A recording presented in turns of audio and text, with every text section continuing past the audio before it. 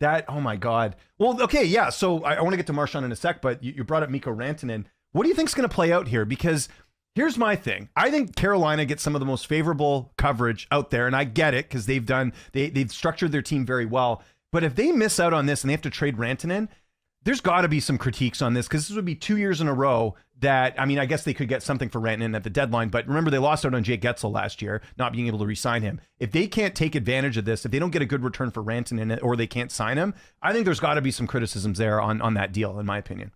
Yeah, like Eric Tulsky to me is one of the smartest GMs in hockey. And like if you don't know his background, like he's got something like he's like 40, a genius. Was it like 40 or 50 like patents? Like this guy, I think it was Frank Cervelli who said it best. It's like he had the opportunity to do all these amazing jobs in his career in so many different fields, and he picked probably the lowest paying job, which is being an NHL GM, which is ironic when you look at the contracts the players are getting. But true, yeah. They must have had a hunch that he was going to sign. If things obviously changed, then okay, sure.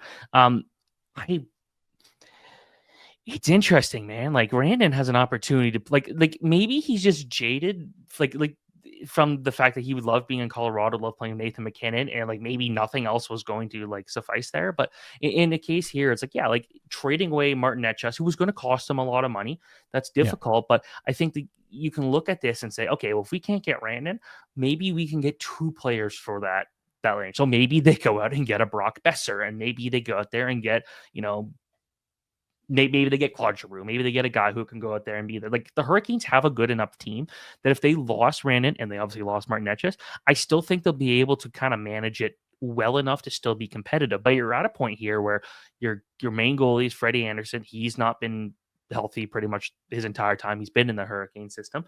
And then actually, funny enough, if you don't know his story, the Hurricanes drafted him originally. They didn't sign him. Anaheim drafted him again.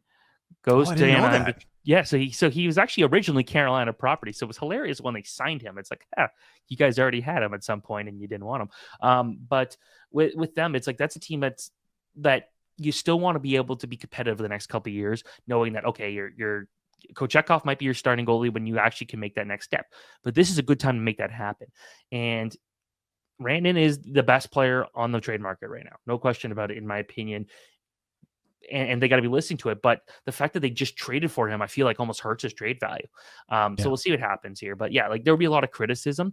I know it's a roundabout way of getting to that same point. But yeah, like there'll be a lot of reasons to criticize it. But I do trust Eric Tulsky. This guy is, from my understanding, one of the smartest GMs in hockey. But I gotta say, like, and I'm not trying to be a hater here, but like, if they don't get if they can't sign Rantanen and they make a trade and it's not of equal value to what they're getting, like that's got to be criticized a bit because and I don't mind teams making big moves, but this is 2 years in a row that they've done this, right? Because again, Getzel didn't re-sign. They didn't give up a ton to get Getzel in the grand scheme of things. It's just the fact that like they made a big swing and it didn't work out long term. So that's just something I wanted to throw there. Do you think they're in the market for a goalie, or think they're happy with Anderson and the tandem they have going on there? Because John Gibson's a name that always pops up, right? The issue is I don't think there is a goalie market. Really, like you look at Vitek Vanacek being traded for a literal AHLer. Spencer Knight was a big one for the Blackhawks. I think love that move, by the way. That was a really good move for Chicago. Yeah, absolutely love that. And then he played really well that night in his first game.